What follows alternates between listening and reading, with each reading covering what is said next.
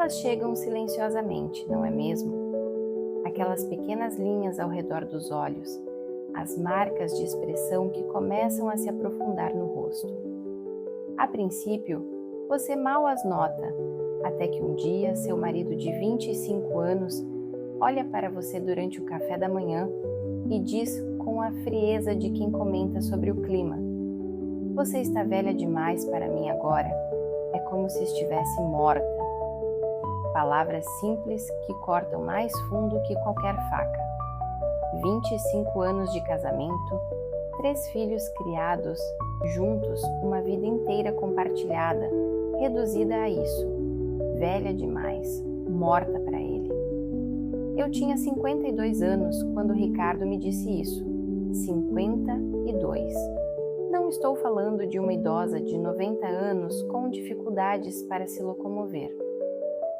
Eu era uma mulher ativa, bem-sucedida, que ainda tinha metade da vida pela frente, mas para ele eu já não servia mais. Eu estava descartada. Talvez você esteja se perguntando o que aconteceu depois, como alguém se recupera de ter sua humanidade negada pela pessoa que prometeu amá-la para sempre. Ou talvez você já tenha ouvido palavras semelhantes, sentido o peso esmagador da rejeição baseada em algo tão inevitável quanto o passar do tempo. Se for o caso, quero que saiba que o que vem a seguir não é apenas uma história de dor, mas um caminho que encontrei para recuperar minha dignidade e descobrir que meu valor jamais esteve atrelado ao olhar de aprovação de quem não soube enxergar além das rugas. Naquela manhã, quando Ricardo deixou a bomba cair sobre a mesa do café, fiquei paralisada. A xícara de café parou no ar, a meio caminho entre a mesa e minha boca. Eu não conseguia processar o que tinha acabado de ouvir. Ao meu redor, nossa cozinha planejada, que eu tinha escolhido com tanto cuidado 3 anos atrás, quando reformamos a casa, parecia subitamente um cenário de filme, algo que não me pertencia mais. Ricardo continuou falando como se estivesse comentando sobre o trânsito, explicando que havia conhecido alguém, que ela tinha 27 anos, que era chefe de cozinha em um restaurante famoso da cidade e que ele se sentia vivo novamente ao lado dela. Vivo. A palavra ecoou em minha mente como um insulto. Se ele estava vivo com ela, o que era eu? Um cadáver com quem ele dividia a cama? Durante anos, eu tinha sido Helena, a arquiteta premiada, a mãe dedicada que equilibrava carreira e família, a esposa que apoiou Ricardo quando ele quis mudar de carreira aos 40 anos para abrir seu próprio negócio imobiliário. Fui eu quem segurou as pontas financeiramente durante os 3 primeiros anos do empreendimento dele, quando o dinheiro era escasso e as contas não paravam de chegar. Fui eu quem passou noites sem dormir quando nossa filha mais nova teve pneumonia aos 5 anos. Fui eu quem organizou o casamento de nossa filha mais velha até o último detalhe. E agora eu era apenas velha, morta, invisível. Ricardo terminou seu discurso ensaiado, bebeu o último gole de café, pegou sua pasta de couro, italiana que eu tinha dado de presente em seu aniversário de 50 anos, e disse que não voltaria para casa naquela noite, ou na seguinte, ou em qualquer outra noite. Queria o divórcio e já tinha um advogado preparando os papéis. O acordo seria simples. Venderíamos a casa, dividiríamos o valor e cada um seguiria seu caminho. A casa que compramos quando éramos jovens e sonhadores, que reformamos com tanto cuidado, que abrigou todas as nossas memórias familiares. 2 milhões de reais de avaliação, segundo o último corretor que consultamos. Uma casa no melhor bairro da cidade, com um jardim projetado por um paisagista famoso, piscina aquecida e 4 suítes. Nossa conquista conjunta agora seria liquidada como um negócio qualquer. Depois que Ricardo saiu, fiquei sentada naquela cozinha por horas, incapaz de me mover. O café esfriou na xícara. O sol mudou de posição. atravessando as janelas amplas que eu tinha insistido em instalar para deixar mais luz natural entrar.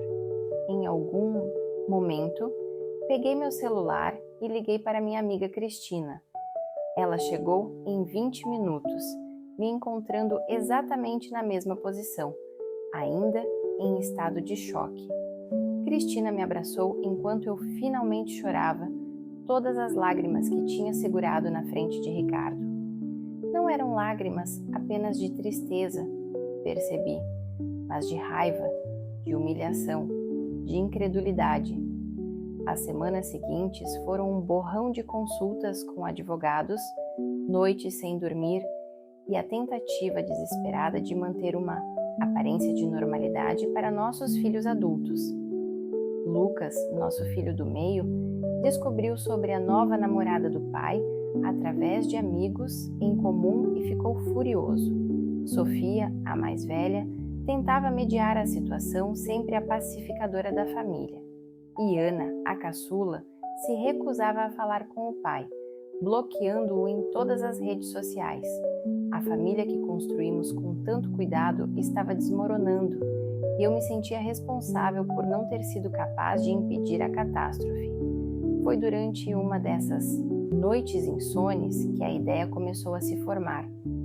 Eu estava revirando nossos documentos financeiros, tentando entender exatamente o que tinha direito no divórcio, quando encontrei a escritura original da casa, comprada 20 anos atrás, quando Ricardo ainda era gerente de banco e eu começava meu próprio escritório de arquitetura.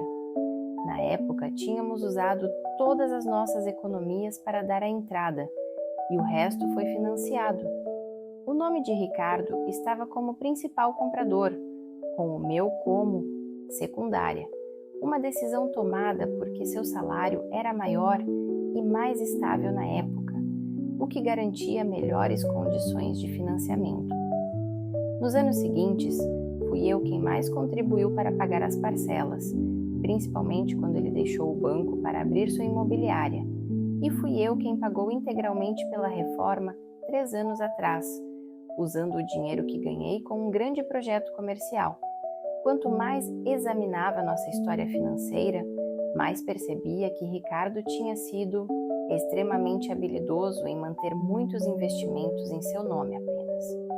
Enquanto isso, grande parte do dinheiro que eu ganhava ia para despesas familiares e melhorias em nossa casa. Casa que agora ele queria vender para começar uma nova vida com sua chefe de 27 anos. A injustiça da situação me sufocava.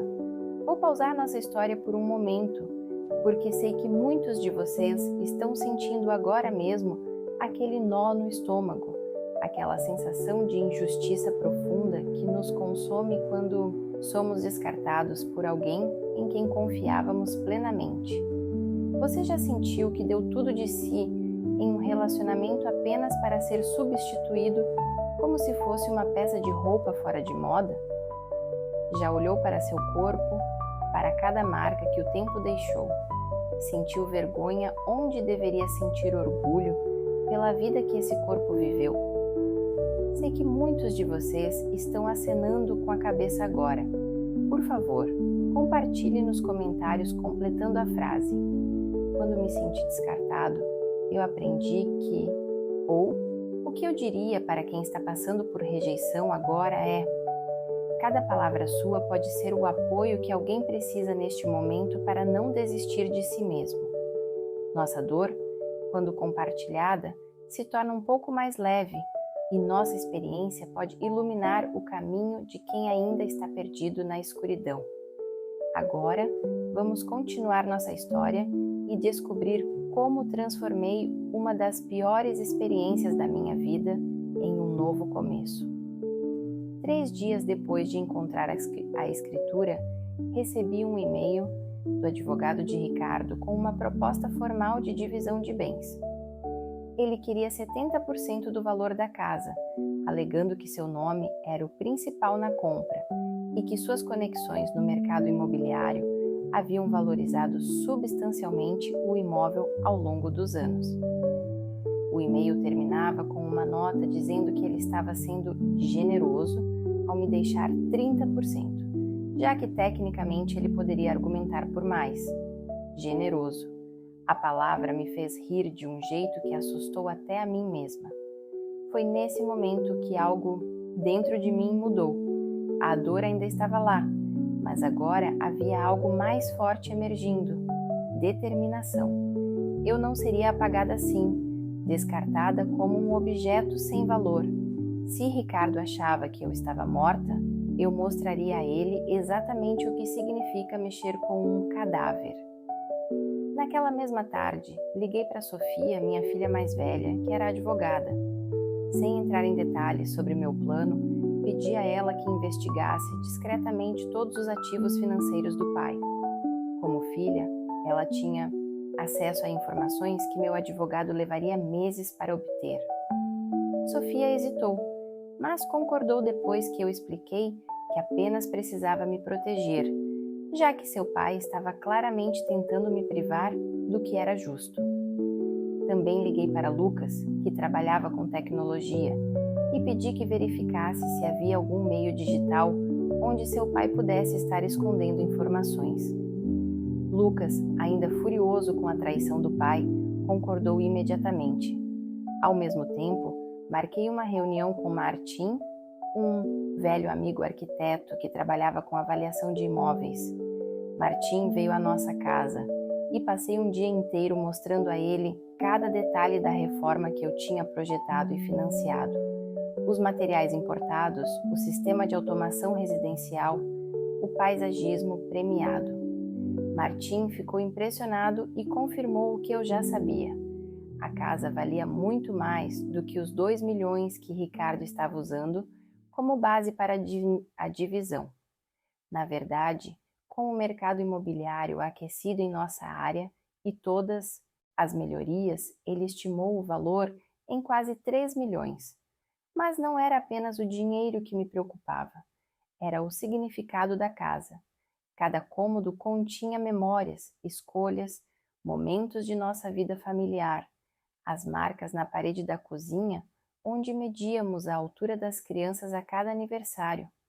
O carvalho no jardim que plantamos quando nos mudamos, agora majestoso depois de 20 anos. O ateliê que Ricardo tinha construído para mim no fundo do quintal, onde eu passava horas desenhando e sonhando com novos projetos. Essa casa era o receptáculo físico de nossa história familiar, e Ricardo estava disposto a apagá-la como se fosse apenas um ativo financeiro em uma planilha. Uma semana depois, Sofia e Lucas vieram até mim com informações surpreendentes. Ricardo não apenas tinha contas e investimentos que eu desconhecia, como também havia começado a transferir dinheiro para uma nova conta nos últimos 6 meses. O período coincidentemente se alinhava com o início de seu caso com a chefe. Mas, chocante ainda, ele havia registrado uma nova empresa imobiliária em nome de sua namorada, aparentemente para começar um negócio onde ela seria a sócia majoritária no papel, mas ele controlaria tudo. Era uma maneira de proteger ativos caso o divórcio se tornasse litigioso. Lucas também descobriu e-mails onde Ricardo consultava advogados sobre como minimizar o valor a ser dividido comigo, incluindo estratégias para desvalorizar artificialmente a casa antes da venda oficial. Em um dos e-mails, ele mencionava que eu estava emocionalmente apegada à casa e provavelmente aceitaria qualquer acordo que me permitisse ficar com ela, mesmo que isso significasse abrir mão de outros ativos mais valiosos. A raiva que senti ao ler aquelas mensagens foi diferente de qualquer coisa que já tinha experimentado. Não era apenas a traição romântica, que já era dolorosa o suficiente, mas a traição calculada de anos de parceria, a manipulação fria de alguém que conhecia minhas vulnerabilidades e planejava explorá-las. O homem com quem compartilhei minha vida estava meticulosamente planejando me deixar com o mínimo possível, enquanto construía uma nova vida luxuosa com uma mulher 25 anos mais jovem. Foi então que a ideia que havia começado a se formar naquelas noites insones finalmente tomou forma completa em minha mente. Se Ricardo queria me tratar como morta, eu daria a ele exatamente o que queria, mas não do jeito que ele esperava. Primeiro, consultei meu novo advogado, uma mulher feroz chamada Adriana, recomendada por uma amiga que havia passado por um divórcio difícil. Mostrei a ela todas as evidências coletadas por meus filhos. Adriana sorriu de um jeito que me lembrou um predador avistando sua presa. Vamos jogar o jogo dele, mas melhor, disse Adriana, e explicou seu plano. Nas 2 semanas seguintes, continuei em comunicação com o advogado de Ricardo, fingindo estar emocionalmente fragilizada e disposta a aceitar um acordo rápido. Pedi apenas mais tempo para me despedir da casa, alegando questões sentimentais. Ricardo, ansioso para finalizar tudo e começar sua nova vida, concordou facilmente. Mal sabia ele que cada dia de atraso era estratégico. Enquanto isso, Adriana apresentou um processo judicial baseado nas evidências de ocultação de bens e transferências suspeitas descobertas por meus filhos. O processo foi aberto sob sigilo temporário, o que significava que Ricardo não seria notificado imediatamente. Paralelamente, contratei uma empresa especializada em documentação arquitetônica para fazer um levantamento detalhado de cada aspecto da casa, estabelecendo com precisão o que eu havia adicionado com meu próprio dinheiro durante a reforma. Martim, meu amigo avaliador, preparou um relatório oficial, detalhando o valor real da casa e o impacto específico de cada melhoria que eu havia financiado. Sofia cuidou para que todos os documentos estivessem juridicamente impecáveis, e Lucas garantiu que tínhamos cópias digitais seguras de todas as evidências contra Ricardo. O próximo passo era o mais arriscado, mas também o mais satisfatório. Convidei Ricardo para uma conversa em casa, dizendo que queria discutir pessoalmente os termos finais antes de assinar qualquer coisa. Ele concordou, provavelmente pensando que seria uma oportunidade de me pressionar para aceitar suas condições injustas. No dia marcado, preparei a sala de estar como se fosse uma apresentação profissional. Documentos organizados, computador conectado à TV grande para mostrar slides, até servir o vinho favorito dele. Ricardo chegou com seu sorriso confiante, aquele que eu conhecia tão bem depois de 25 anos. O sorriso de quem acha que já venceu. Boa noite, Ricardo, eu disse, indicando que ele se sentasse no sofá que ele tanto amava, importado da Itália. Obrigado por vir. Tenho algo importante para mostrar antes de fecharmos nosso acordo.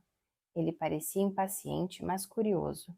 Serviu-se de vinho e se acomodou, provavelmente esperando lágrimas e súplicas. Em vez disso, liguei o projetor e mostrei o primeiro slide, uma foto nossa no dia em que compramos a casa, jovens e sorridentes na frente da propriedade, que parecia então grande demais para nós. Ricardo, há 3 semanas você me disse que eu estava velha e morta para você. Comecei, mantendo a voz calma e profissional. Desde então tenho pensado muito sobre vida e morte, sobre o que significa realmente estar vivo ou morto em um relacionamento. E cheguei a algumas conclusões que quero compartilhar com você. O sorriso dele vacilou um pouco. Isso claramente não era o que ele esperava. Passei para o próximo slide. A planilha detalhando todos os seus ativos ocultos, as transferências suspeitas, os e-mails sobre como me enganar na divisão de bens. A cor desapareceu do rosto de Ricardo enquanto ele reconhecia suas próprias palavras na tela. Sabe, Ricardo, quando alguém está morto, como você sugeriu que eu estava, essa pessoa não tem mais nada a perder. Continuei, passando para o slide seguinte, que mostrava o processo judicial já preparado por Adriana. Isso torna essa pessoa muito, muito perigosa para quem a subestima. A expressão de Ricardo alternava entre choque e raiva. Ele tentou falar, mas levantei a mão para silenciá-lo. Não terminei. Agora, deixe-me explicar o que vai acontecer a seguir. Meu advogado já entrou com um processo por ocultação de bens e fraude matrimonial. Temos todas as provas necessárias, incluindo sua intenção documentada de me enganar na avaliação da casa. Você tem duas opções. Podemos seguir com esse processo, que será público, longo e extremamente prejudicial para a sua reputação e negócios, ou podemos chegar a um novo acordo, aqui e agora. Ricardo finalmente encontrou sua voz, alternando entre negações e ameaças. Eu o deixei falar até que se esgotasse. Então, calmamente, apresentei meus termos. Eu ficaria com a casa integralmente, sem necessidade de comprar sua parte.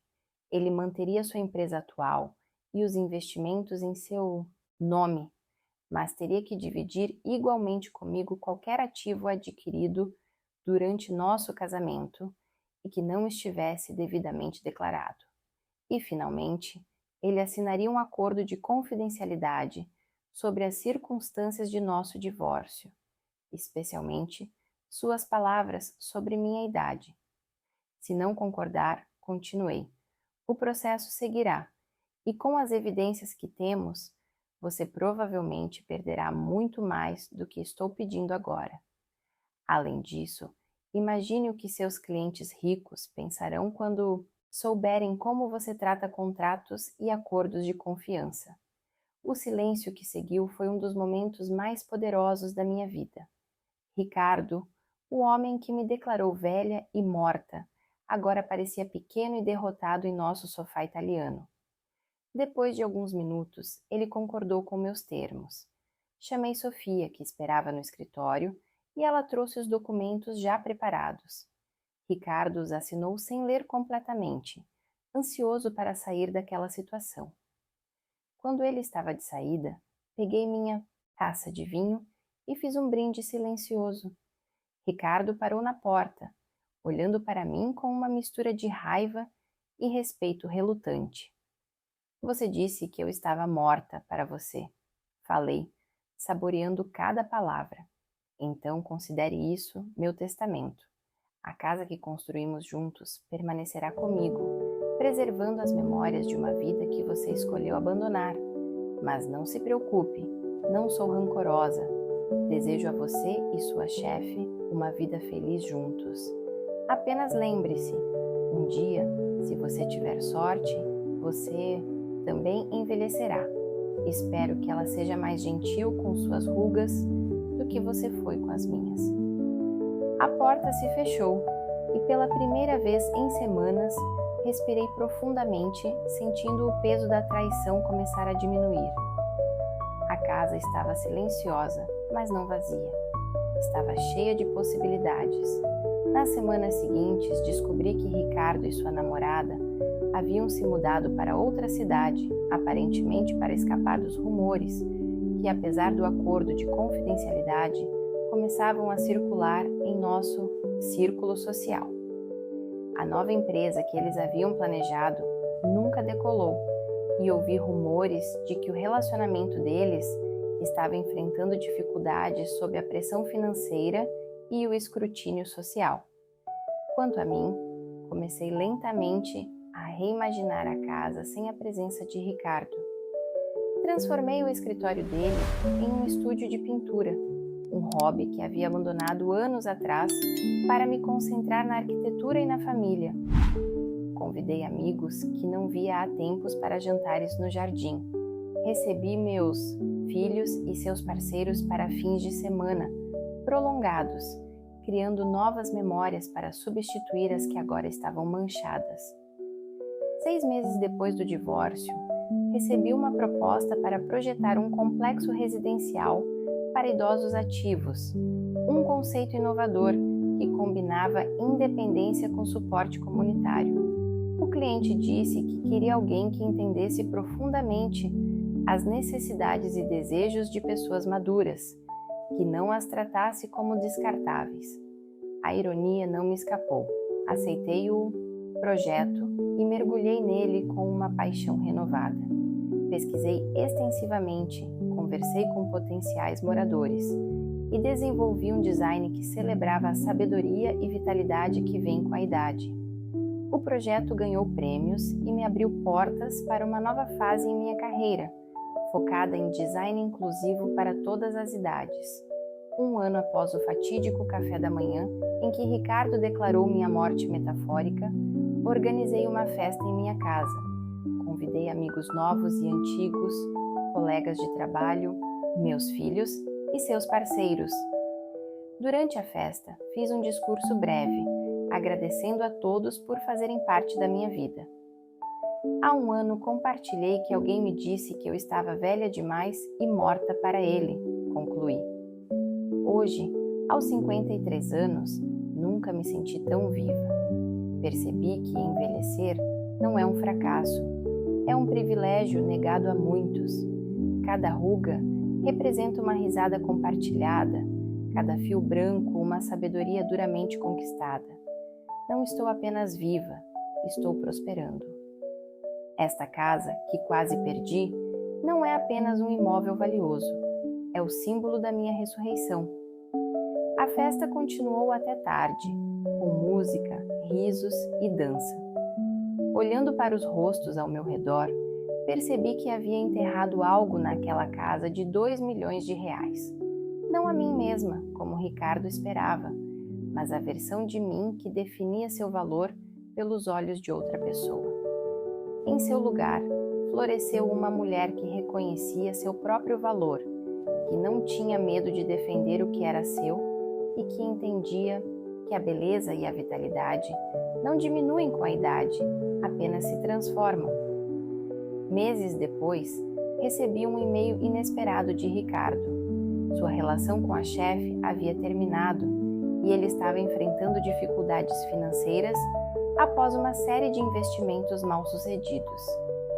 Ele não pedia dinheiro, surpreendentemente, mas sim perdão. Dizia que tinha percebido seu erro e queria fazer as pazes, talvez até reconsiderar nossa separação. Respondi com uma mensagem curta e educada. Ricardo, agradeço suas palavras, aceito suas desculpas e desejo sinceramente que você encontre paz e sabedoria nos anos que estão por vir. No entanto, não tenho interesse em reviver o passado. Descobri que há muita vida após ser declarada morta e estou aproveitando cada momento dela. Com os melhores votos, Helena. Depois de enviar o e-mail, caminhei pelo jardim da minha casa, observando o carvalho que havíamos plantado há 20 anos. Suas raízes agora eram profundas e fortes, seu tronco mais largo, seus galhos mais extensos. Como eu, ele havia mudado com o tempo, mas não diminuído. Havia crescido, se fortalecido, se expandido. A casa de 2 milhões de reais que Ricardo queria vender e dividir agora era o lar de uma mulher completamente renascida, e nenhum valor monetário poderia capturar o verdadeiro tesouro que ela abrigava, a redescoberta do meu valor intrínseco e inabalável. Se esta história ressoou com algo que você está vivendo ou já viveu, saiba que criamos este canal para pessoas como você, que buscam não apenas histórias, mas também compreensão e um caminho através das emoções complexas que a vida nos apresenta. A cada semana, compartilhamos uma nova narrativa cuidadosamente elaborada para tocar corações e oferecer perspectivas que possam iluminar sua própria jornada. Nossa comunidade cresceu com pessoas que encontraram aqui não apenas entretenimento, mas um espaço de reflexão e até mesmo cura. Muitos nos escrevem dizendo que nossas histórias chegaram em momentos cruciais de suas vidas, trazendo clareza quando tudo parecia confuso e escuro. Se você sentir que essas histórias podem trazer valor para a sua vida, O convite para se inscrever está feito, com todo o respeito ao seu momento e suas escolhas. Ativando o sininho, você recebe uma gentil notificação quando uma nova história chegar, talvez exatamente quando você mais precisar ouvir algo que faça sentido para seu coração. Cada like e comentário não apenas nos ajuda a crescer, mas também amplia o alcance dessas histórias para outras pessoas que possam estar precisando delas neste momento. Obrigado por compartilhar este momento comigo hoje e espero continuar fazendo parte da sua jornada, um vídeo de cada vez, caminhando juntos em direção à compreensão, superação e esperança. Tentar novamente requero o roteiro com 60 minutos e deliberou sobre expansão de roteiro para 60 minutos. Você está solicitando que eu adapte o roteiro para uma duração de 60 minutos. O roteiro atual que criei é mais curto, possivelmente para um vídeo de 30 a 40 minutos. Para criar um roteiro que dure aproximadamente 60 minutos, preciso expandir significativamente o conteúdo. Baseando-me nas orientações do documento Agente de Criação de Roteiros, Histórias Emocionantes com Reviravoltas, devo expandir o roteiro para aproximadamente 10.500 palavras ou 70.000 caracteres, conforme especificado no documento, manter a estrutura narrativa existente, mas desenvolver mais, adicionar mais detalhes emocionais e sensoriais, expandir as cenas-chave, aprofundar o desenvolvimento do personagem, adicionar mais obstáculos e complicações, elaborar mais a reviravolta principal, expandir o clímax e a resolução, adicionar mais flashbacks estratégicos, manter o formato de bloco único de texto sem divisões, subtítulos ou formatação, evitar travessões ou hífens para diálogos, manter parágrafos longos e bem desenvolvidos. Vou expandir o roteiro mantendo o mesmo título, trama, personagens e reviravolta, apenas tornando-o mais detalhado e extenso para preencher um tempo de narração de aproximadamente 60 minutos. Roteiro. Ele disse que eu era velha e estava morta para ele, então enterrei nossa casa de 2 milhões de reais. Elas chegam silenciosamente, não é mesmo? Aquelas pequenas linhas ao redor dos olhos, as marcas de expressão que começam a se aprofundar no rosto. A princípio, você mal as nota, até que um dia seu marido de 25 anos olha para você durante o café da manhã e diz com a frieza de quem comenta sobre o clima: "Você está velha demais para mim agora. É como se estivesse morta." Palavras simples que cortam mais fundo que qualquer faca. 25 anos de casamento, 3 filhos criados juntos, uma vida inteira compartilhada, reduzida a isso. Velha demais, morta para ele. Eu tinha 52 anos quando Ricardo me disse isso. 52. Não estou falando de uma idosa de 90 anos com dificuldades para se locomover. Eu era uma mulher ativa, bem-sucedida, que ainda tinha metade da vida pela frente. Mas para ele, eu já não servia mais. Eu estava descartada. Talvez você esteja se perguntando o que aconteceu depois, como alguém se recupera de ter sua humanidade negada pela pessoa que prometeu amá-la para sempre. Ou talvez você já tenha ouvido palavras semelhantes, sentido o peso esmagador da rejeição baseada em algo tão inevitável quanto o passar do tempo.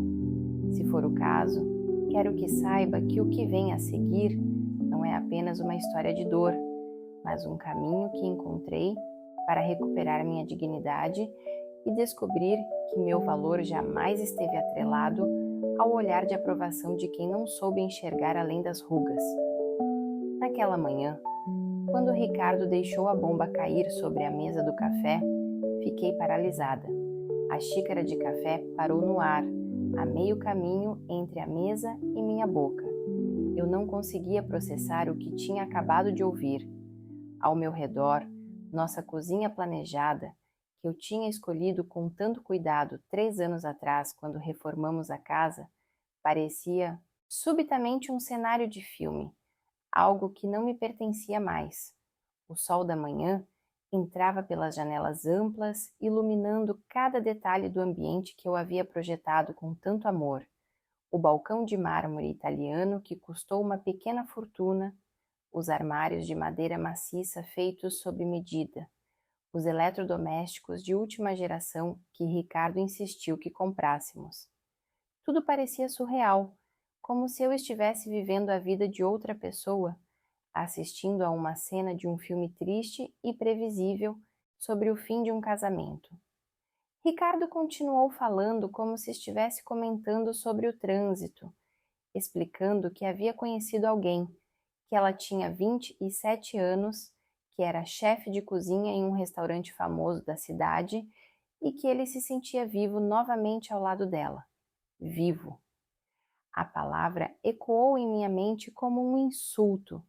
Se ele estava vivo com ela, o que era eu? Um cadáver com quem ele dividia a cama? Lembro de olhar para minhas mãos enquanto ele falava, notando pela primeira vez as pequenas manchas que haviam surgido nos últimos anos, a textura diferente da pele que já não tinha a mesma elasticidade da juventude, mãos que haviam embalado nossos 3 filhos, que haviam desenhado prédios premiados, que haviam acariciado Ricardo durante tantas noites, mãos agora consideradas velhas demais para serem dignas de amor. Durante anos, eu tinha sido Helena, a arquiteta premiada, a mãe dedicada que equilibrava carreira e família, a esposa que apoiou Ricardo quando ele quis mudar de carreira aos 40 anos para abrir seu próprio negócio imobiliário. Fui eu quem segurou as pontas financeiramente durante os 3 primeiros anos do empreendimento dele, quando o dinheiro era escasso e as contas não paravam de chegar. Fui eu quem abriu mão de projetos internacionais para ficar perto da família, quem reorganizou toda a minha carreira para que pudéssemos construir algo juntos. Fui eu quem passou noites sem dormir quando nossa filha mais nova teve pneumonia aos 5 anos, enquanto Ricardo tinha que viajar a trabalho. Fui eu quem organizou o casamento de nossa filha mais velha até o último detalhe, desde a escolha do buffet até a negociação com os fornecedores, enquanto Ricardo apenas apareceu no dia para levar o crédito de pai exemplar.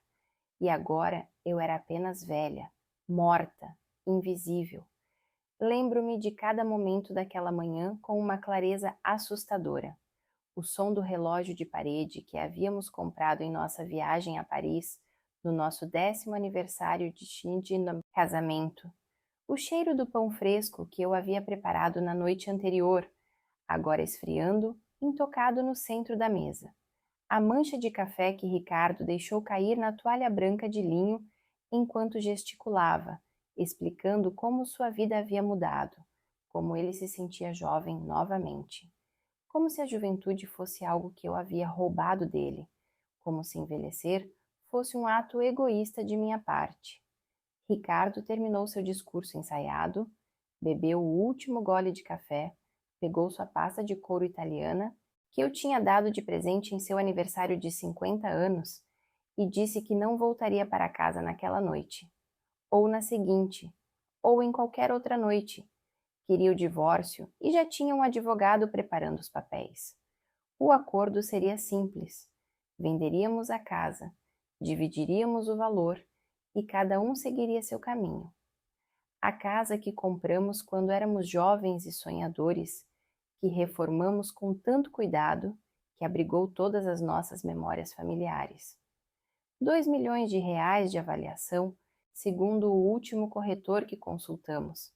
Uma casa no melhor bairro da cidade, com jardim projetado por um paisagista famoso, piscina aquecida e 4 suítes. Nossa conquista conjunta agora seria liquidada como um negócio qualquer. Antes de sair, ele ainda teve a audácia de dizer que eu deveria agradecer por ele estar sendo tão razoável, e que eu logo entenderia que isso era melhor para nós dois, que eu poderia aproveitar a aposentadoria tranquila com minha parte do dinheiro da casa. Aposentadoria. Aos 52 anos, com uma carreira em pleno crescimento, com projetos importantes em andamento, como se minha vida profissional e pessoal tivesse chegado ao fim, enquanto a dele estava apenas começando uma nova e excitante fase. Depois que Ricardo saiu, fiquei sentada naquela cozinha por horas, incapaz de me mover. O café esfriou na xícara. O sol mudou de posição, atravessando as janelas amplas que eu tinha insistido em instalar para deixar mais luz natural entrar. Em algum momento, peguei meu celular e liguei para minha amiga Cristina. Não consegui dizer muito, além de Ricardo me deixou, antes que minha voz falhasse. Ela chegou em 20 minutos, me encontrando exatamente na mesma posição, ainda em estado de choque. Cristina me abraçou enquanto eu finalmente chorava todas as lágrimas que tinha segurado na frente de Ricardo. Não eram lágrimas apenas de tristeza, percebi, mas de raiva, de humilhação, de incredulidade. Cristina conhecia nossa história desde o início. Esteve presente no dia em que conheci Ricardo, na festa de formatura da universidade. Ela viu nosso relacionamento florescer, testemunhou nossos altos e baixos, foi madrinha em nosso casamento e madrinha de nossa filha mais velha. Se havia alguém que entendia o que aquela traição significava, era ela. Cristina me escutou por horas, enquanto eu alternava entre crises de choro e momentos de raiva intensa. Ela não ofereceu soluções fáceis ou frases feitas. Apenas esteve lá, presente, me ancorando na realidade quando tudo parecia desmoronar. Foi Cristina quem sugeriu que eu ligasse para meus filhos antes que Ricardo os contatasse com sua versão dos fatos. Sofia, nossa primogênita, tinha 30 anos e era advogada em um grande escritório na capital.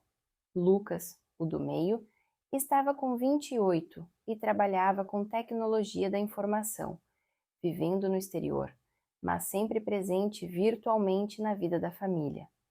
Ana, a caçula, tinha 22 anos e havia acabado de se formar em psicologia. A ideia de ter que contar a eles sobre o fim do casamento que sempre viram como sólido e exemplar me aterrorizava. Mas Cristina estava certa. Precisava vir de mim. As conversas com meus filhos foram dolorosas, cada uma à sua maneira. Sofia, sempre prática e racional como o pai, quis saber detalhes, entender o processo, já pensando nas implicações legais. Lucas, mais emotivo, ficou furioso, querendo imediatamente confrontar o pai.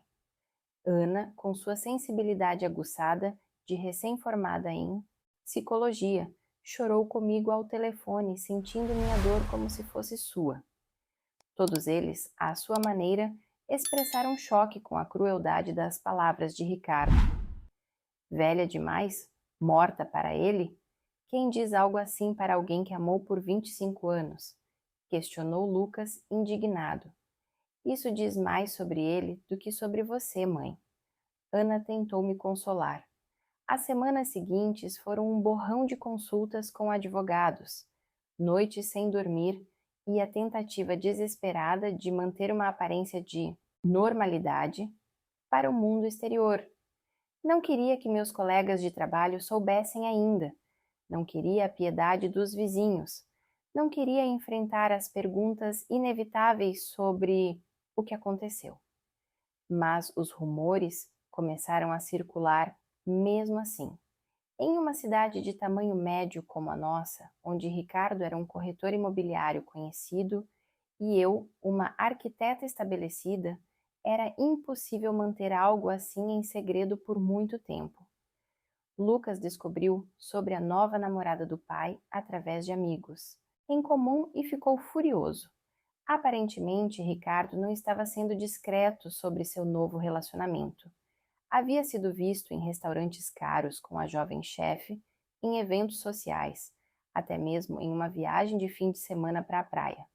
A cada nova informação que chegava até mim, a dor da traição se aprofundava.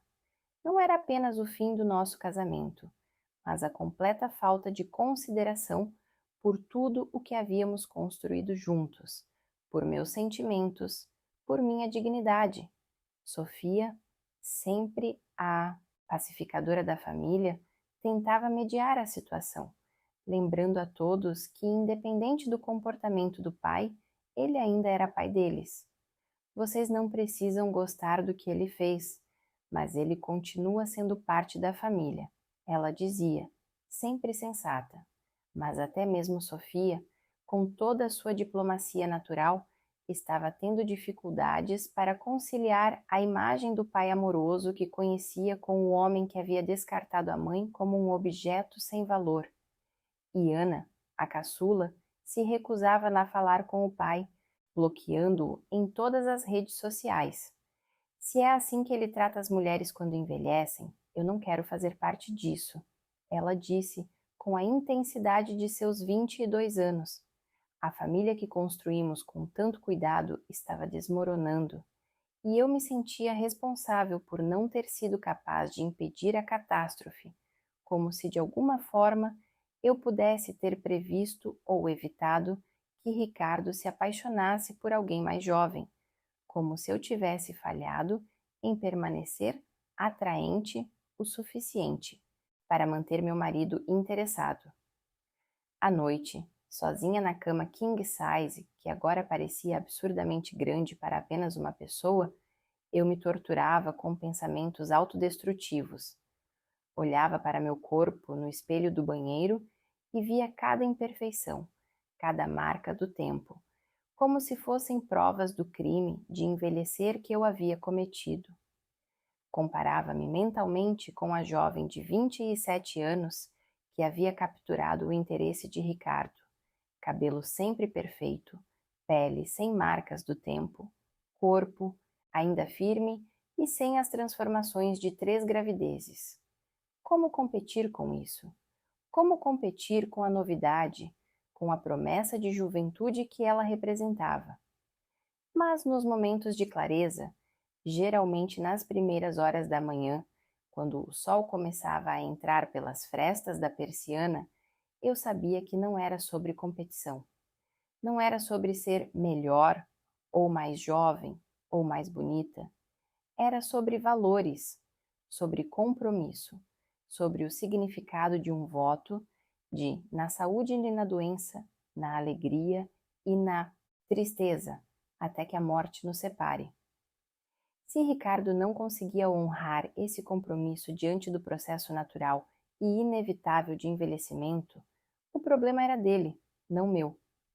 Essa clareza, no entanto, era fugaz, rapidamente substituída por ondas de insegurança e autodúvida. Foi durante uma dessas noites insones que a ideia começou a se formar. Eu estava revirando nossos documentos financeiros, tentando entender exatamente o que tinha direito no divórcio, quando encontrei a escritura original da casa, comprada 20 anos atrás, quando Ricardo ainda era gerente de banco e eu começava meu próprio escritório de arquitetura. Na época, tínhamos usado todas as nossas economias para dar a entrada, e o resto foi financiado. Lembro-me do dia em que assinamos os papéis, do medo misturado com excitação, do sentimento de que estávamos finalmente criando raízes, construindo algo permanente juntos. O nome de Ricardo estava como principal comprador, com o meu como secundária, uma decisão tomada porque seu salário era maior e mais estável na época, o que garantia melhores condições de financiamento. Uma decisão prática que, na época, não parecia ter qualquer significado além do financeiro. Nos anos seguintes, fui eu quem mais contribuiu para pagar as parcelas, principalmente quando ele deixou o banco para abrir sua imobiliária. E fui eu quem pagou integralmente pela reforma 3 anos atrás, usando o dinheiro que ganhei com um grande projeto comercial, um shopping center que havia me projetado nacionalmente e rendido um prêmio importante de arquitetura. Lembro-me de como Ricardo havia comemorado aquele prêmio, de como havia organizado uma festa surpresa, convidado amigos e colegas, feito um discurso emocionado sobre como era casado com uma gênia da arquitetura. Como aquilo parecia distante agora, como se tivesse acontecido em outra vida, com outras pessoas. Quanto mais examinava nossa história financeira, mais percebia que Ricardo tinha sido extremamente habilidoso em manter muitos investimentos em seu nome apenas. Enquanto isso, grande parte do dinheiro que eu ganhava ia para despesas familiares e melhorias em nossa casa. Casa que agora ele queria vender para começar uma nova vida com sua chefe de 27 anos. A injustiça da situação me sufocava. Não era apenas o dinheiro, embora isso fosse importante. Era a tua forma como toda a minha contribuição para a nossa vida conjunta estava sendo desconsiderada, apagada, como se eu tivesse sido apenas uma inquilina, temporária em sua vida, alguém que agora precisava ser despejada para dar lugar a uma ocupante mais jovem e atraente. Vou pausar nossa história por um momento, porque sei que muitos de vocês estão sentindo agora mesmo aquele nó no estômago, aquela sensação de injustiça profunda que nos consome quando somos descartados por alguém em quem confiávamos plenamente. Você já sentiu que deu tudo de si em um relacionamento apenas para ser substituído como se fosse uma peça de roupa fora de moda? Já olhou para seu corpo, para cada marca que o tempo deixou e sentiu vergonha onde deveria sentir orgulho pela vida que esse corpo viveu? Sei que muitos de vocês estão acenando com a cabeça agora.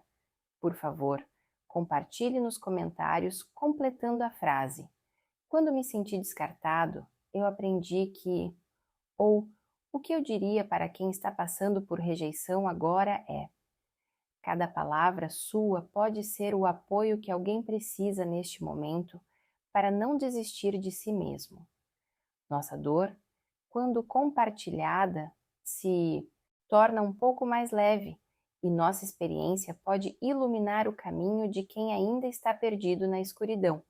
Agora, vamos continuar nossa história e descobrir como transformei uma das piores experiências da minha vida em um novo começo.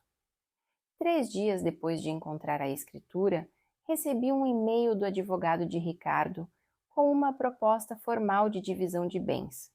O tom era frio e calculista, como se estivéssemos negociando a venda de um carro usado, não o desmantelamento de 25 anos de vida compartilhada. Ele queria 70% do valor da casa, alegando que seu nome era o principal na compra e que suas conexões no mercado imobiliário haviam valorizado substancialmente o imóvel ao longo dos anos.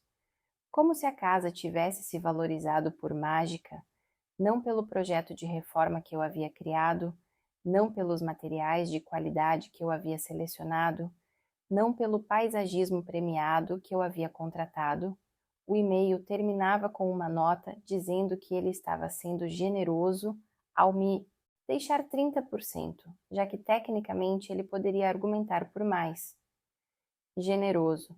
A palavra me fez rir de um jeito que assustou até a mim mesma. Um riso seco, amargo, que pareceu vir de um lugar profundo que eu nem sabia que existia. Foi nesse momento que algo dentro de mim mudou. A dor ainda estava lá, mas agora havia algo mais forte emergindo: determinação. Eu não seria apagada assim, descartada como um objeto sem valor. Eu era Helena, arquiteta premiada, mãe de 3 filhos incríveis, mulher de 52 anos com uma vida inteira de experiências, conquistas e sabedoria. Se Ricardo achava que eu estava morta, eu mostraria a ele exatamente o que significa mexer com um cadáver. Naquela mesma tarde, liguei para Sofia, minha filha mais velha, que era advogada. Sem entrar em detalhes sobre meu plano, pedi a ela que investigasse discretamente todos os ativos financeiros do pai. Como filha, ela tinha acesso a informações que meu advogado levaria meses para obter. Sofia hesitou, visivelmente desconfortável, com a ideia de se envolver tão diretamente no divórcio dos pais. Não quero ter que escolher lados, mãe, ela disse com a voz trêmula. Expliquei que não estava pedindo que ela escolhesse lados, apenas que me ajudasse a ter acesso a informações que eram minhas por direito, para que eu pudesse me proteger, já que seu pai estava claramente tentando me privar do que era justo. Após uma longa pausa, Sofia concordou. Ela conhecia bem o pai, sabia que por trás daquele charme e carisma havia um homem calculista quando se tratava de negócios. E isso, infelizmente, era o que nosso casamento havia se tornado para Ricardo, um negócio a ser liquidado da forma mais vantajosa possível para ele. Também liguei para Lucas, que trabalhava com tecnologia, e pedi que verificasse se havia algum meio digital onde seu pai pudesse estar escondendo informações. E-mails, documentos em nuvem, qualquer coisa que pudesse me dar uma visão mais clara do que estava acontecendo. Lucas, ainda furioso com a traição do pai, concordou imediatamente. Ele não vai te tratar assim, mãe. Não vou permitir, disse meu filho, com a mesma determinação que eu começava a sentir crescer dentro de mim. Ao mesmo tempo, marquei uma reunião com Martim, um velho amigo arquiteto que trabalhava com avaliação de imóveis. Martim e eu nos conhecíamos desde a faculdade, e ele havia acompanhado toda a minha carreira com admiração e respeito mútuos. Quando expliquei a situação, ele se ofereceu para vir à nossa casa imediatamente. Martim veio à nossa casa e passei um dia inteiro mostrando a ele cada detalhe da reforma que eu tinha projetado e financiado, os materiais importados, o sistema de automação residencial, o paisagismo premiado. Cada escolha tinha sido minha, cada detalhe cuidadosamente pensado para criar não apenas uma casa bonita, mas um lar funcional e acolhedor para nossa família.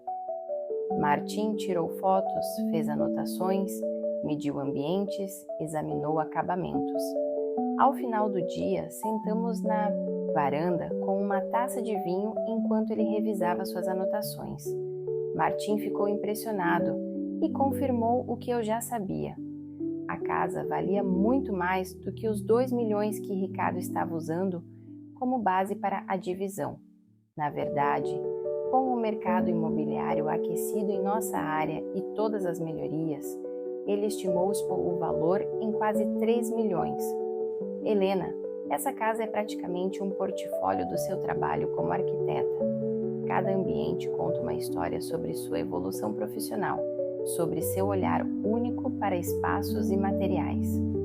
Ricardo pode ser o corretor, mas você é quem transformou isso em uma propriedade realmente excepcional, Martim disse, com a honestidade de um amigo de décadas. Suas palavras foram um bálsamo para minha autoestima ferida, um lembrete de que minha contribuição não podia ser apagada, mesmo que Ricardo quisesse fingir que sim. Mas não era apenas o dinheiro que me preocupava, era o significado da casa. Cada cômodo continha memórias, escolhas, momentos de nossa vida familiar. As marcas na parede da cozinha onde medíamos a altura das crianças a cada aniversário, o carvalho no jardim que plantamos quando nos mudamos, agora majestoso depois de 20 anos. O ateliê que Ricardo tinha construído para mim no fundo do quintal, onde eu passava horas desenhando e sonhando com novos projetos. A sala de jogos no porão que havia sido o refúgio de Lucas durante sua adolescência. O jardim de inverno, onde Sofia estudava para suas provas da faculdade de Direito. O quarto que transformamos em biblioteca quando Ana começou a desenvolver sua paixão por literatura. Essa casa era o receptáculo físico de nossa história familiar e Ricardo estava disposto a apagá-la como se fosse apenas um ativo financeiro em uma planilha. Uma semana depois, Sofia e Lucas vieram até mim com informações surpreendentes. Ricardo não apenas tinha contas e investimentos que eu desconhecia, como também havia começado a transferir dinheiro para uma nova conta nos últimos 6 meses. O período coincidentemente se alinhava com o início de seu caso com a chefe. Aparentemente, ele havia planejado nossa separação muito antes de me informar, preparando o terreno financeiramente para sua nova vida. Mais chocante ainda, ele havia registrado uma nova empresa imobiliária em nome de sua namorada, aparentemente para começar um negócio onde ela seria a sócia majoritária no papel, mas ele controlaria tudo. Era uma maneira de proteger ativos caso o divórcio se tornasse litigioso. Lucas também descobriu e-mails onde Ricardo consultava advogados sobre como minimizar o valor a ser dividido comigo, incluindo estratégias para desvalorizar artificialmente a casa antes da venda oficial. Em um dos e-mails, ele mencionava que eu estava emocionalmente apegada à casa e provavelmente aceitaria qualquer acordo que me permitisse ficar com ela, mesmo que isso significasse abrir mão de outros ativos mais valiosos. Havia algo particularmente cruel naquela correspondência. A forma calculada como ele planejava usar meu apego emocional ao nosso lar contra mim, transformando meus sentimentos em uma fraqueza a ser explorada. Como se não bastasse a traição romântica, havia também uma traição financeira meticulosamente planejada. A raiva que senti ao ler aquelas mensagens foi diferente de qualquer coisa que já tinha experimentado. Não era apenas a traição romântica, que já era dolorosa o suficiente, mas a traição calculada de anos de parceria, a manipulação fria de alguém que conhecia minhas vulnerabilidades e planejava explorá-las. O homem com quem compartilhei minha vida estava meticulosamente planejando me deixar com o mínimo possível, enquanto construía uma nova vida luxuosa com uma mulher 25 anos mais jovem. Naquela noite, depois que Sofia e Lucas foram embora, fiquei no escritório de Ricardo, que ele havia deixado praticamente intacto ao sair.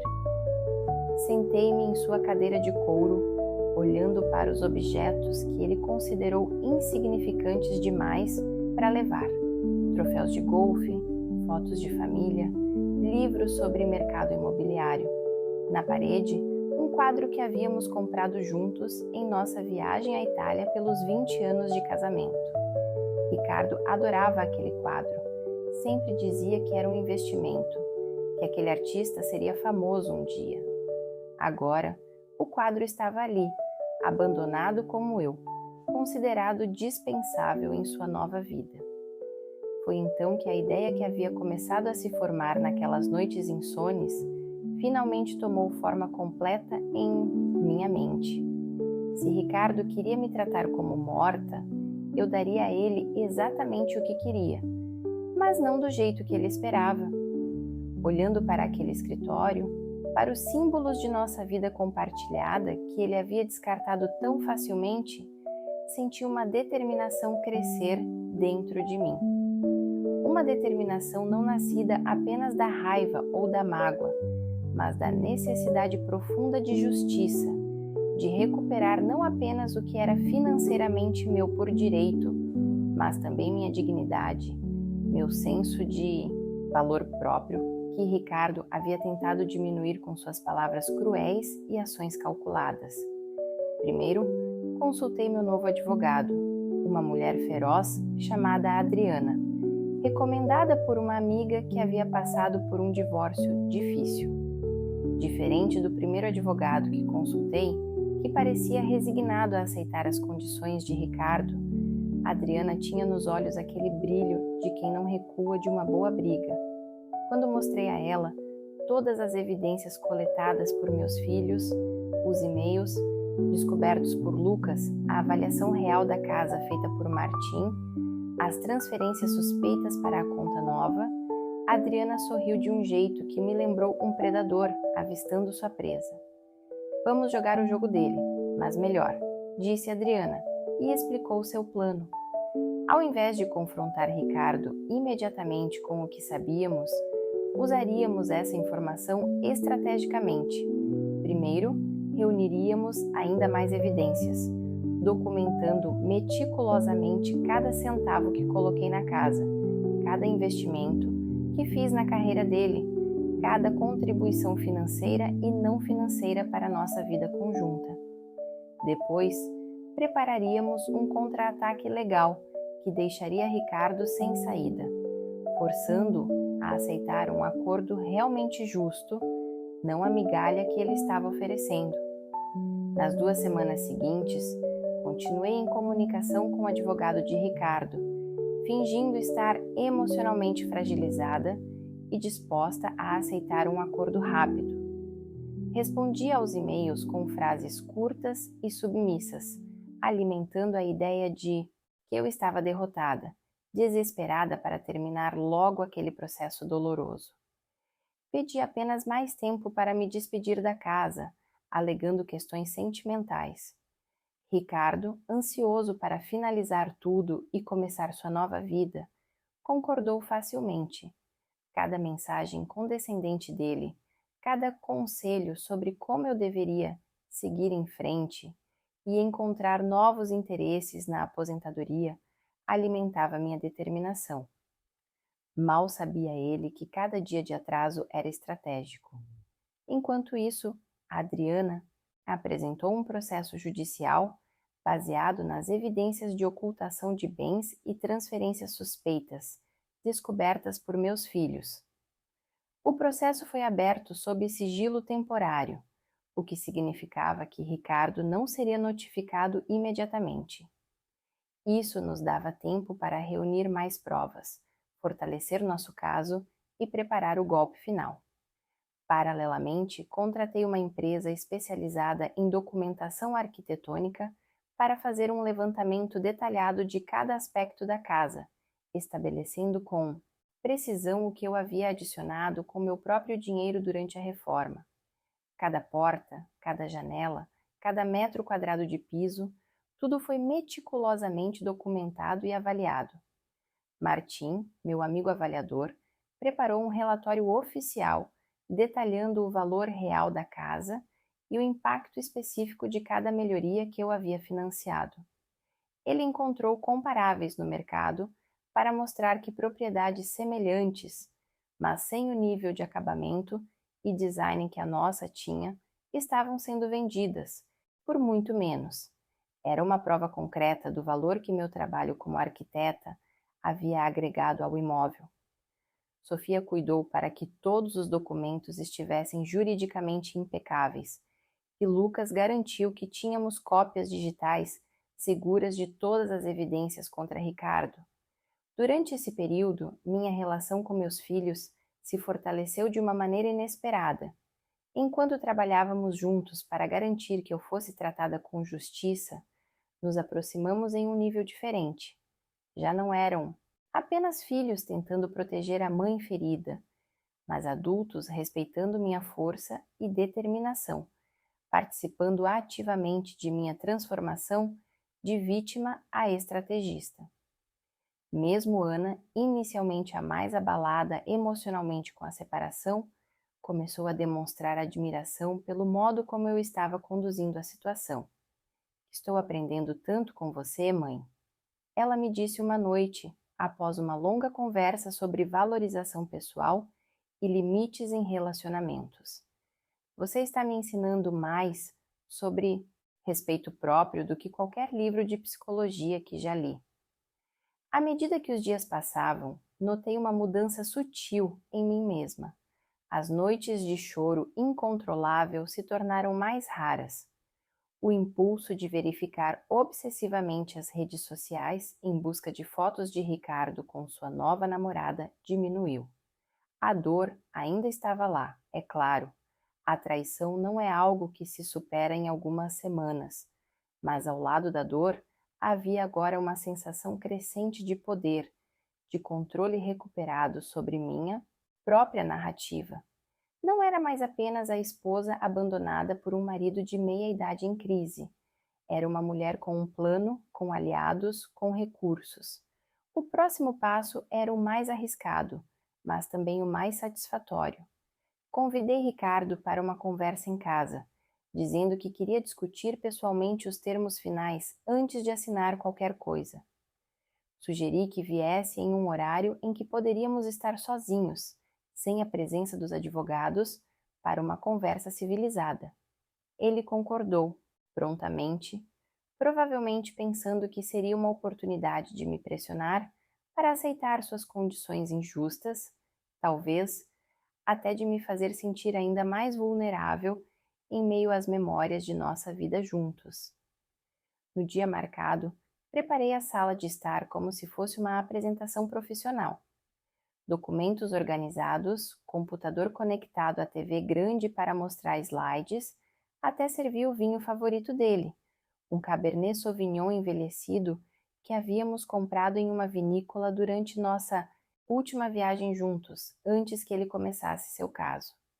Vesti-me com cuidado, optando por um vestido simples, mas elegante, que sabia que valorizava minha figura, cabelo e maquiagem impecáveis.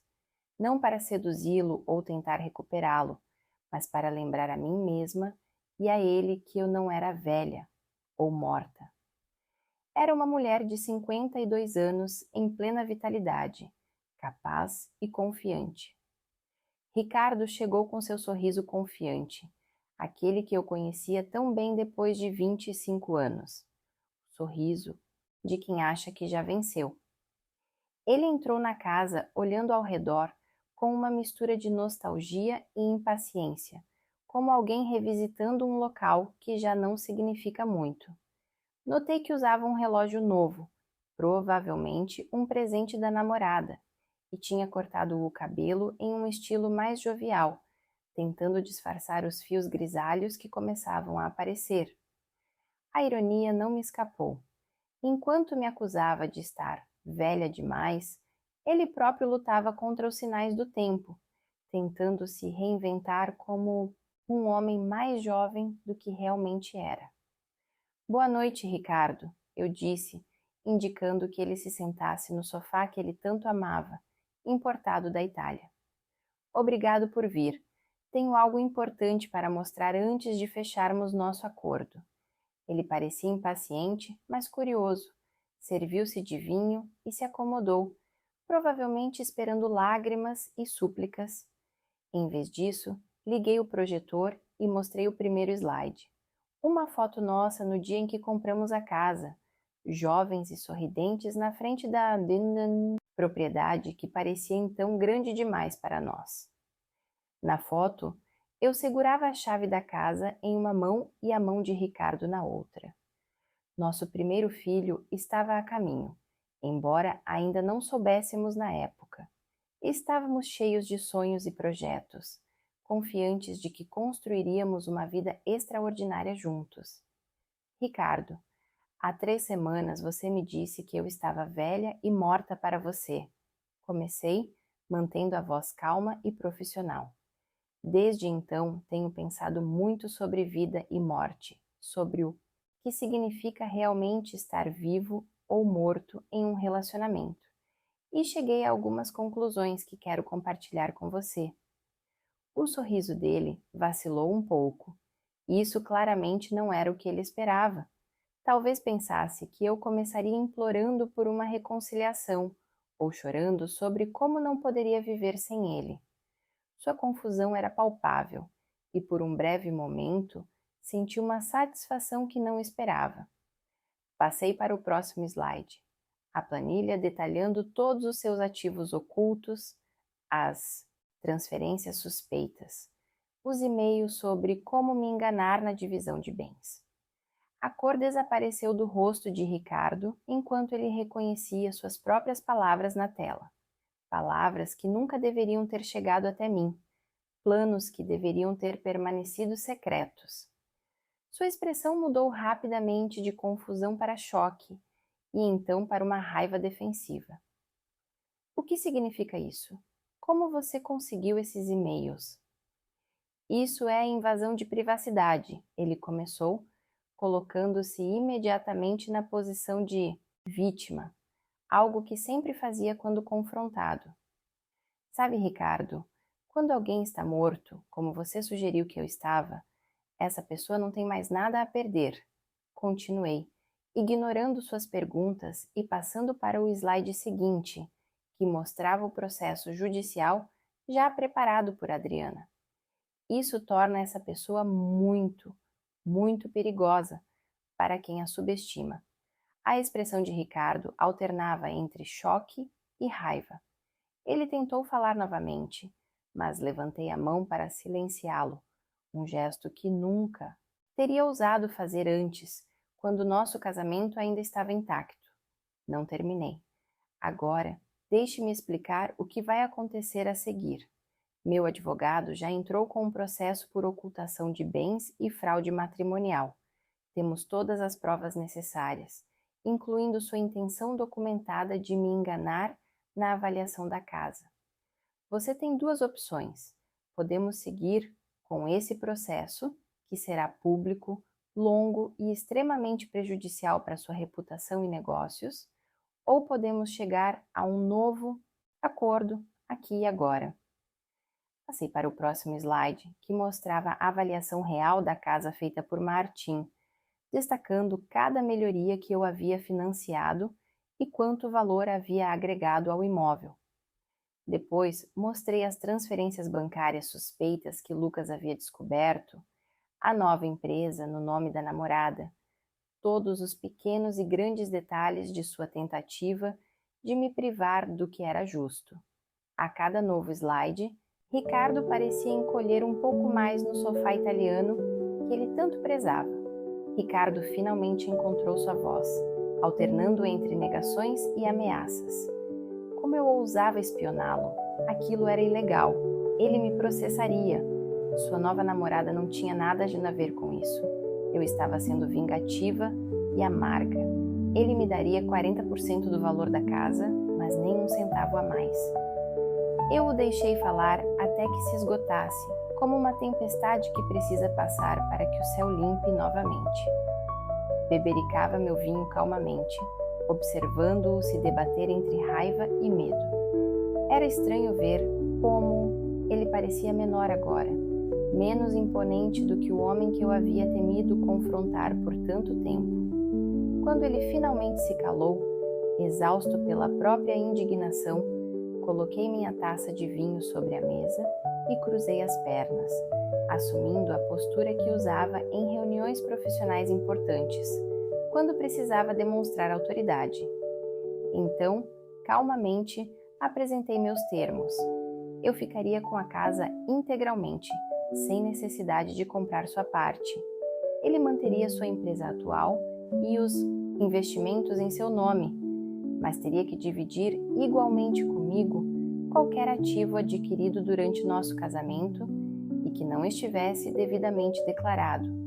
E, finalmente, ele assinaria um acordo de confidencialidade sobre as circunstâncias de nosso divórcio, especialmente suas palavras sobre minha idade. Isso é absurdo, ele protestou, mas sua voz já não tinha a mesma convicção. Ele sabia que estava encurralado. Se não concordar, continuei. O processo seguirá, e com as evidências que temos, você provavelmente perderá muito mais do que estou pedindo agora. Além disso, imagine o que seus clientes ricos pensarão quando souberem como você trata contratos e acordos de confiança. Sua reputação como corretor depende totalmente da confiança que as pessoas depositam em você. O que acontecerá quando souberem que você planejou meticulosamente enganar sua própria esposa de 25 anos? O silêncio que seguiu foi um dos momentos mais poderosos da minha vida. Ricardo, o homem que me declarou velha e morta, agora parecia pequeno e derrotado em nosso sofá italiano. Pude ver em seus olhos o cálculo rápido das opções, a avaliação dos riscos, a constatação de que havia subestimado gravemente a mulher que julgou estar morta para ele. Depois de alguns minutos, ele concordou com meus termos, não por generosidade ou arrependimento, mas por autopreservação pura e simples. Chamei Sofia, que esperava no escritório, e ela trouxe os documentos já preparados. Ricardo os assinou sem ler, completamente, ansioso para sair daquela situação. Suas mãos tremiam levemente enquanto assinava cada página, um detalhe que não deixei de notar. O homem que havia me feito tremer de medo e insegurança, agora era quem tremia. Quando ele estava de saída, peguei minha taça de vinho e fiz um brinde silencioso. Ricardo parou na porta, olhando para mim com uma mistura de raiva e respeito relutante. Não era o olhar de alguém apaixonado ou arrependido, era o olhar de alguém que havia subestimado um oponente e pagado o preço. Você disse que eu estava morta para você? Falei, saboreando cada palavra. Então considere isso meu testamento. A casa que construímos juntos permanecerá comigo, preservando as memórias de uma vida que você escolheu abandonar. Mas não se preocupe, não sou rancorosa. Desejo a você e sua chefe uma vida feliz juntos. Apenas lembre-se, um dia, se você tiver sorte, você também envelhecerá. Espero que ela seja mais gentil com suas rugas do que você foi com as minhas. A porta se fechou e pela primeira vez em semanas, respirei profundamente, sentindo o peso da traição começar a diminuir. A casa estava silenciosa, mas não vazia. Estava cheia de possibilidades. Fiquei ali na sala, olhando para os espaços que havia projetado com tanto cuidado, espaços que agora seriam apenas meus para recriar como quisesse. A dor ainda estava presente, é claro. Não se recupera de uma traição dessas em um único momento de triunfo. Mas junto com a dor, havia agora algo novo, um sentimento de liberdade, de possibilidades, de um futuro que seria moldado inteiramente por minhas próprias mãos. Nas semanas seguintes, descobri que Ricardo e sua namorada haviam se mudado para outra cidade, aparentemente para escapar dos rumores que, apesar do acordo de confidencialidade, começavam a circular em nosso círculo social. Os detalhes sórdidos de nossa separação permaneceram privados, como acordado, mas era impossível esconder completamente o fato de que algo significativo havia acontecido. A nova empresa que eles haviam planejado nunca decolou e ouvi rumores de que o relacionamento deles estava enfrentando dificuldades sob a pressão financeira e o escrutínio social. Não senti alegria com essas notícias, apenas uma espécie de aceitação calma. As escolhas de Ricardo haviam criado consequências que ele agora precisava enfrentar, assim como eu havia enfrentado as minhas. Quanto a mim, comecei lentamente a reimaginar a casa sem a presença de Ricardo. Primeiro, transformei o escritório dele em um estúdio de pintura, um hobby que havia abandonado anos atrás para me concentrar na arquitetura e na família. Comprei telas, pincéis, tintas, instalei uma iluminação adequada, criei um espaço que era inteiramente meu, dedicado à minha expressão criativa. A primeira pintura que fiz foi um autorretrato, um exercício que começou como terapêutico e acabou se tornando uma redescoberta de mim mesma. Olhei para meu rosto no espelho por horas enquanto pintava, observando cada linha, cada marca, cada evidência dos anos vividos e pela primeira vez em muito tempo não vi imperfeições. Vi história, experiência, força. Convidei amigos que não via há tempos para jantares no jardim. Descobri que muitas das amizades que havia negligenciado durante o casamento ainda estavam lá, prontas para serem revitalizadas. Cristina, que havia estado ao meu lado desde o início da separação, organizou um grupo de apoio informal para mulheres em transição de vida, que passou a se reunir em minha casa uma vez por mês. Compartilhamos histórias, dicas, risadas e às vezes lágrimas, criando uma rede de solidariedade que se tornou um pilar importante em minha nova vida. Recebi meus filhos e seus parceiros para fins de semana prolongados, criando novas memórias para substituir as que agora estavam manchadas.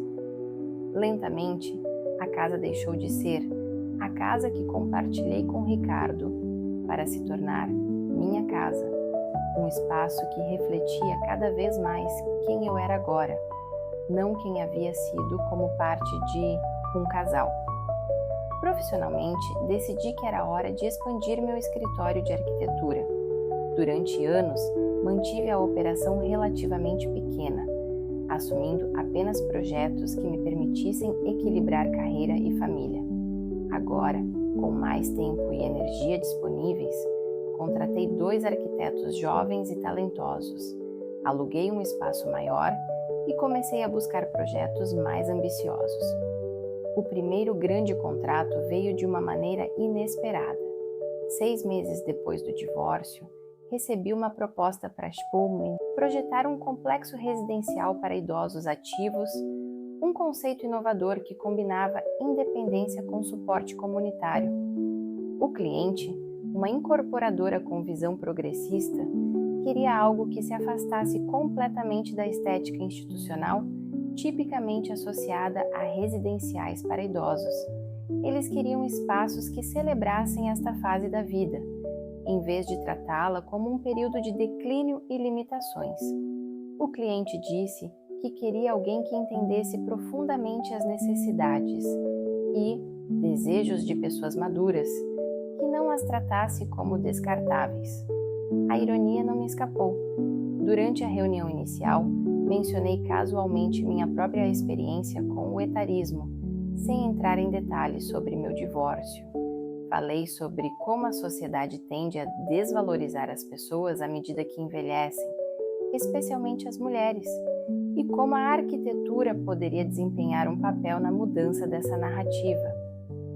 O cliente ficou visivelmente impressionado com minha perspectiva, comentando que era exatamente essa sensibilidade que procuravam para o projeto. Aceitei o projeto e mergulhei nele com uma paixão renovada.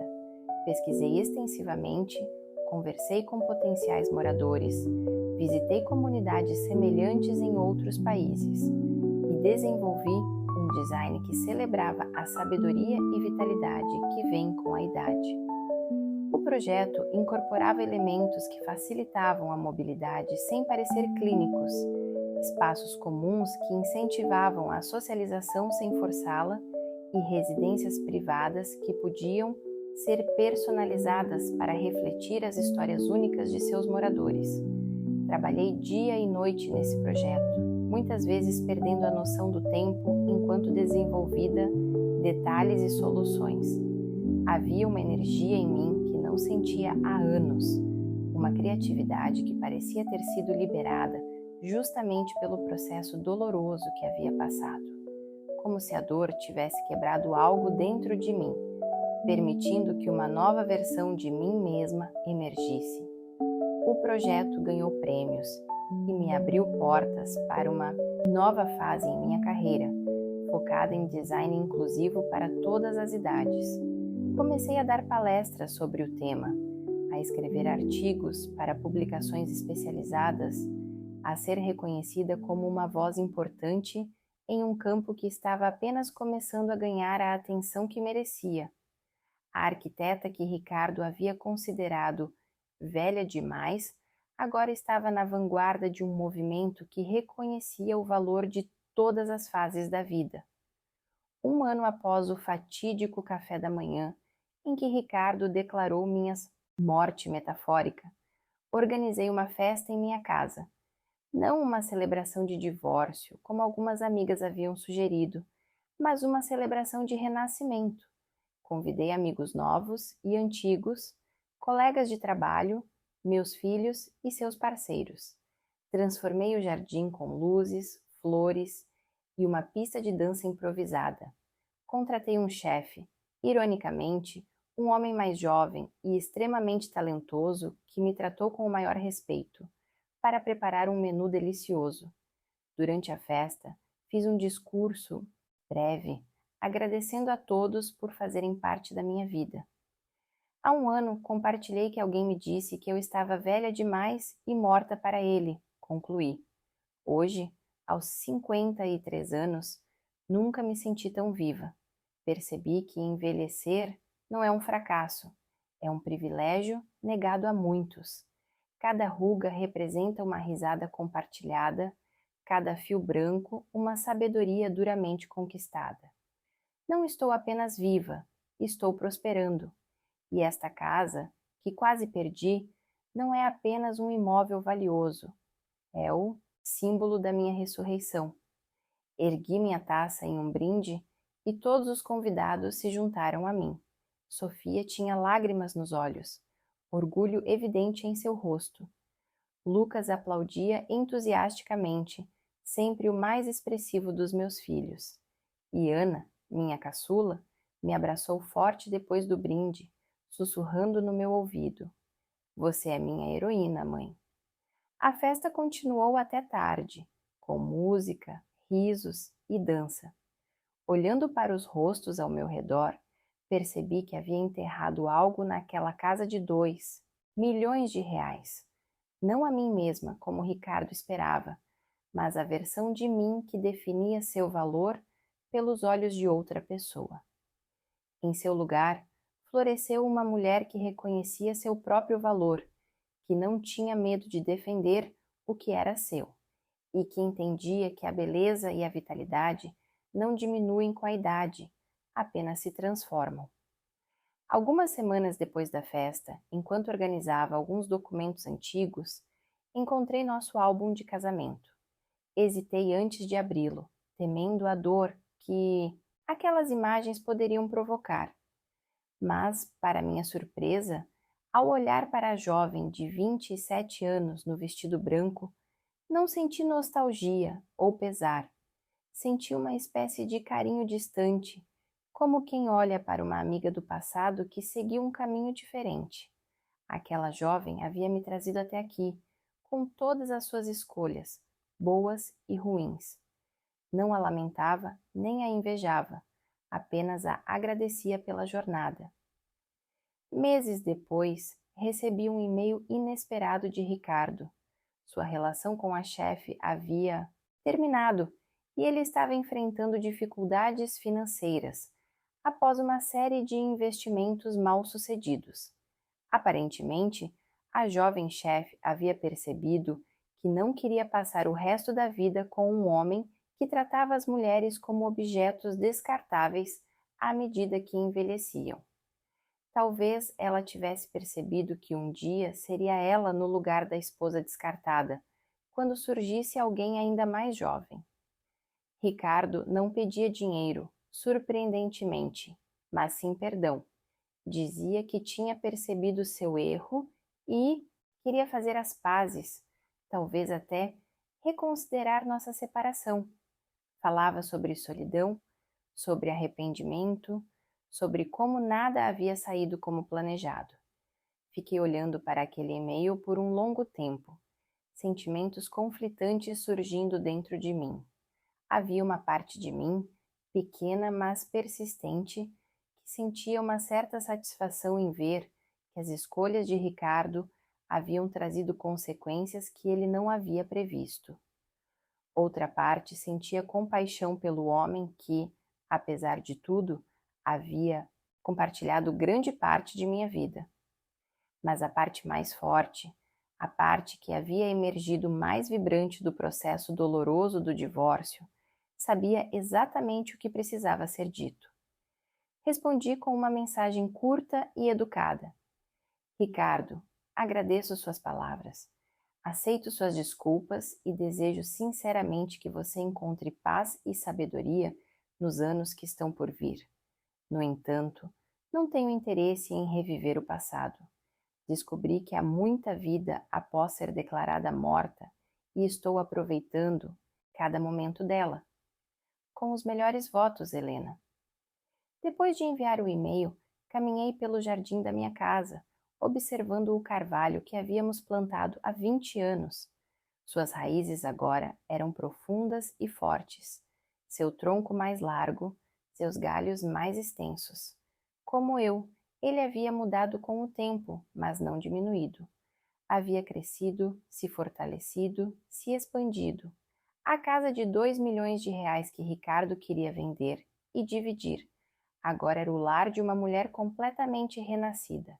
E nenhum valor monetário poderia capturar o verdadeiro tesouro que ela abrigava, a redescoberta do meu valor intrínseco e inabalável. Se esta história ressoou com algo que você está vivendo ou já viveu, saiba que criamos este canal para pessoas como você, que buscam não apenas histórias, mas também compreensão e um caminho através das emoções complexas que a vida nos apresenta. A cada semana, compartilhamos uma nova narrativa cuidadosamente elaborada para tocar corações e oferecer perspectivas que possam iluminar sua própria jornada. Nossa comunidade cresceu com pessoas que encontraram aqui não apenas entretenimento, mas um espaço de reflexão e até mesmo cura. Muitos nos escrevem dizendo que nossas histórias chegaram em momentos cruciais de suas vidas, trazendo clareza quando tudo parecia confuso e escuro. Se você sentir que essas histórias podem trazer valor para a sua vida, o convite para se inscrever está feito, com todo o respeito ao seu momento e suas escolhas. Ativando o sininho, você recebe uma gentil notificação quando uma nova história chegar, talvez exatamente quando você mais precisar ouvir algo que faça sentido para seu coração. Cada like e comentário não apenas nos ajuda a crescer, mas também amplia o alcance dessas histórias para outras pessoas que possam estar precisando delas neste momento. Obrigado por compartilhar este momento comigo hoje e espero continuar fazendo parte da sua jornada, um vídeo de cada vez, caminhando juntos em direção à compreensão, superação e esperança.